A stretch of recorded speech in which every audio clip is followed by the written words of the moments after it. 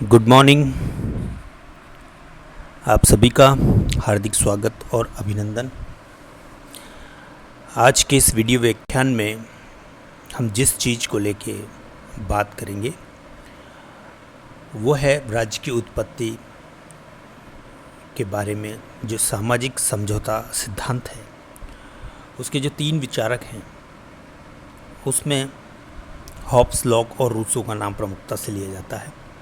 तो आज के इस वीडियो व्याख्यान में हम हॉब्स के सामाजिक समझौते के सिद्धांत के ऊपर बात करेंगे, चर्चा करेंगे और देखने की कोशिश करेंगे कि हॉब्स ने राज्य की उत्पत्ति को किस तरीके से दिखाया है। तो शुरुआत करते हैं। सबसे पहले अगर बात की जाए तो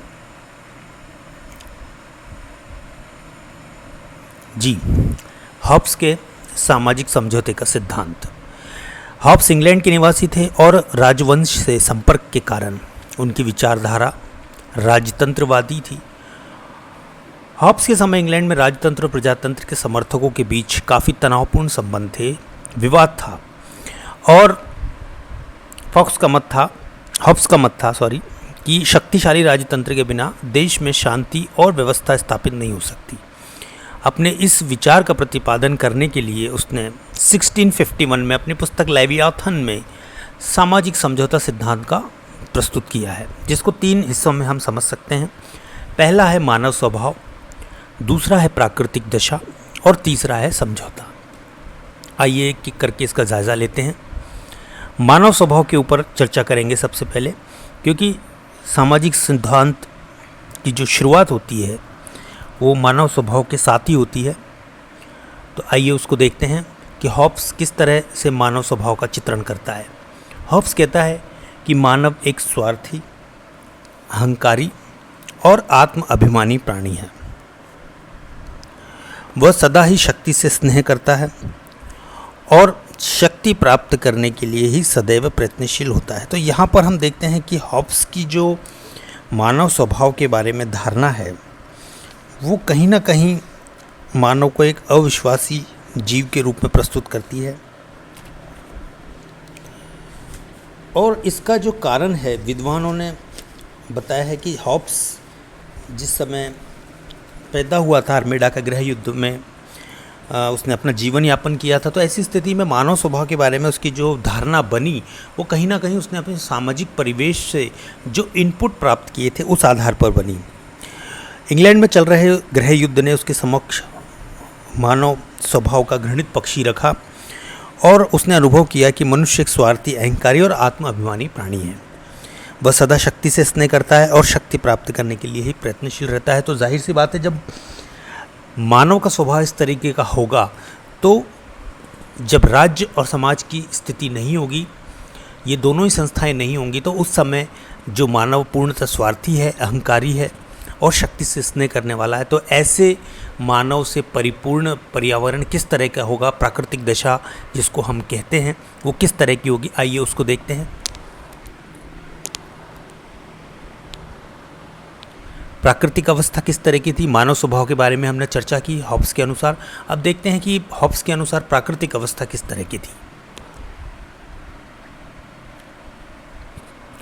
अब देखिए, इस स्वार्थी, अहंकारी और आत्म अभिमानी व्यक्ति के जीवन पर क्योंकि किसी भी प्रकार का कोई नियंत्रण नहीं था, तो स्वाभाविक परिणाम यह था कि प्रत्येक दूसरे मनुष्य को शत्रु की दृष्टि से देखने लगा और सभी भूखे भेड़ियों के समान एक दूसरे को निगल जाने के लिए घूमने लगे। इसको ही हम मत्स्य न्याय की अवस्था कहते हैं। मनुष्य को न्याय अन्याय का कोई ज्ञान नहीं था और प्राकृतिक अवस्था माइट इज़ राइट यानी कि शक्ति ही सत्य की धारणा पर आधारित थी। स्वयं हॉब्स के शब्दों में अगर कहा जाए तो वहाँ कोई व्यवसाय न था, कोई संस्कृति न थी, कोई विद्या नहीं थी, कोई भवन निर्माण कला नहीं थी और ना ही कोई समाज था। मानव जीवन असहाय, दीन, मलिन, पाशविक और अल्पकालीन था। तो इस तरह से हम देखते हैं कि क्योंकि मानव का जो मूल चरित्र है, मूल जो स्वभाव है वो स्वार्थी है, तो इस ऐसे स्वार्थी चरित्र के कारण प्राकृतिक अवस्था इस तरह की होनी स्वाभाविक है, जो कि यहाँ पर हॉब्स के द्वारा प्रदर्शित की गई है।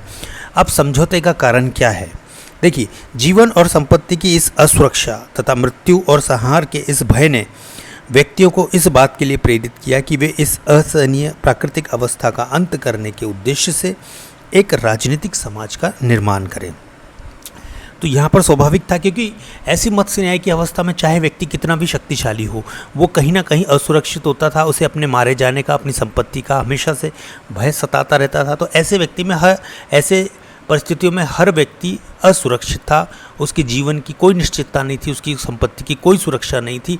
तो इस तरह से व्यक्ति अपने प्राकृतिक अवस्था में जो है पूर्णतः भयग्रस्त था, अशांति के अवस्था में अपना जीवन और भय के वातावरण में अपना जीवन व्यतीत करता था। तो इन सभी परिस्थितियों से छुटकारा पाने के लिए ही प्राकृतिक अवस्था का अंत करके एक सामाजिक व्यवस्था या राज्य व्यवस्था में प्रवेश करने की बात जो है हॉब्स यहाँ पर कहता है। तो ये प्राकृतिक अवस्था के अंत होने के कुछ कारण थे। समझौता किस तरह का था, आइए उसका जायजा लेते हैं। अब नवीन समाज का निर्माण करने के लिए सभी व्यक्तियों ने मिलकर एक समझौता किया। हॉब्स के मत अनुसार यह समझौता प्रत्येक व्यक्ति ने शेष व्यक्ति समूह से किया, जिसमें प्रत्येक व्यक्ति दूसरे व्यक्ति से कहता है, मैं इस व्यक्ति अथवा सभा को अपने अधिकार और शक्ति का समर्पण करता हूं, जिससे कि वह हम पर शासन करे, परंतु इस शर्त पर कि आप भी अपने अधिकार और शक्ति का समर्पण इसे इसी रूप में करें और इसकी आज्ञाओं को माने। तो इस तरह से यहाँ पर प्रत्येक व्यक्ति ने, जो कि असुरक्षा और मत्स्य न्याय की अवस्था में जी रहा था, सब ने आपस में मिलकर एक समझौता किया और एक व्यक्ति को अपने ऊपर शासन करने का अधिकार सौंप दिया। इस प्रकार सभी व्यक्तियों ने एक व्यक्ति अथवा सभी के प्रति अपने अधिकारों का पूर्ण समर्पण कर दिया। तो इस तरह से हम देखते हैं कि सभी व्यक्तियों के अधिकार एक व्यक्ति के अंतर्गत समाहित हो गए और वह व्यक्ति या शक्ति या सत्ता उस क्षेत्र में सर्वोच्च सत्ता बन गई। यही राज्य का श्री गणेश है। इस समझौते के अंतर्गत शासक कोई पक्ष नहीं था। देखिए, समझौता लोगों ने आपस में मिलकर किया और एक व्यक्ति को सत्ता सौंपी। जिसको सत्ता सौंपी वह व्यक्ति और अन्य व्यक्तियों के बीच में कोई समझौता नहीं था, बल्कि ये समझौता व्यक्तियों के बीच में हुआ था और उस व्यक्तियों के बीच के परस्पर समझौते का परिणाम एक सर्वोच्च सत्ता की स्थापना थी। और यहाँ पर स्पष्ट रूप से ये ध्यान रखना चाहिए कि व्यक्तियों के समूह ने किसी भी सर्वोच्च सत्ता के साथ कोई समझौता नहीं किया था, बल्कि आपसी समझौते के परिणाम स्वरूप सर्वोच्च सत्ता की स्थापना हुई थी। तो ये आपको स्पष्ट रूप से ध्यान में रखना चाहिए। अब इस समझौते के अंतर्गत क्योंकि शासक कोई पक्ष नहीं है और यह समझौता सामाजिक है, राजनीतिक नहीं है, वह सत्ता इस समझौते का परिणाम है और इस प्रकार उसका जो पद समझौते से कहीं अधिक उच्च है। राज्य सत्ता पूर्ण, निरंकुश, अटल और अखंड है। नवीन राज्य का रूप। अब देखिए, इस पारस्परिक समझौते के परिणाम स्वरूप जो राज्य उत्पन्न होता है उसका स्वरूप क्या है। हॉब्स के समझौते के द्वारा एक ऐसे निरंकुश राजतंत्रात्मक राज्य की स्थापना की गई जिसका शासक संपूर्ण शक्ति संपन्न है और जिसके प्रजा के प्रति कोई कर्तव्य नहीं है। शासित वर्ग को शासक वर्ग के विरुद्ध विद्रोह करने का कोई भी अधिकार प्राप्त नहीं है, क्योंकि सत्ता जो है वो समझौते का परिणाम है, ना कि उसके बीच में और सामूहिक अन्य लोगों के बीच में कोई समझौता हुआ है। तो इस तरह से समझौता उस पर लागू नहीं होता। अब इस प्रकार देखते हैं कि हॉब्स ने कहीं ना कहीं एक निरंकुश राज सत्ता का समर्थन किया है और उसकी स्थापना के ऊपर बल दिया है।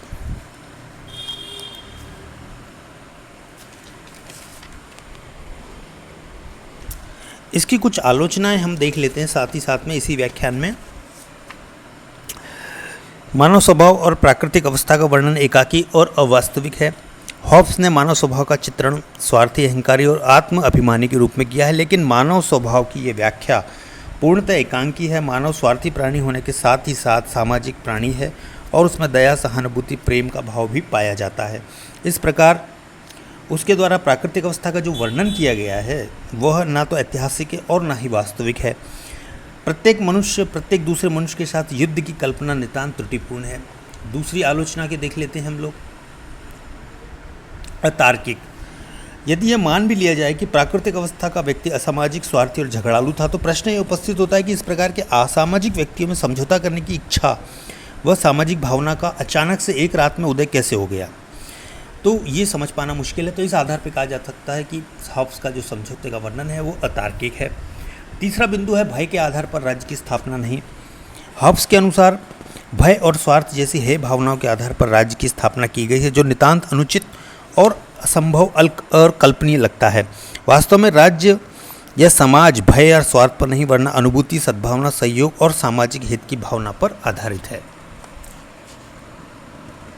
स्वेच्छाचारी व निरंकुश शासन की स्थापना। हॉब्स के द्वारा जिस स्वेच्छाचारी व निरंकुश शासन की स्थापना की गई है वह अत्यंत भयंकर है। उसने शासन की शक्ति पर कोई भी नियंत्रण नहीं लगाया है और ऐसे निरंकुश शासन में व्यक्तियों की स्वतंत्रता, जीवन और संपत्ति कुछ भी सुरक्षित नहीं रह सकते। अगला जो बिंदु है वो है राज्य तथा सरकार में अंतर नहीं।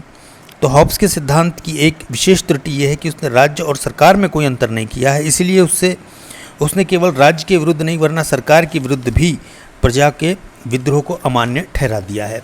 तो इस तरह से कुछ जो आलोचनाएं वो हमें यहाँ पर देखने को मिलती हैं।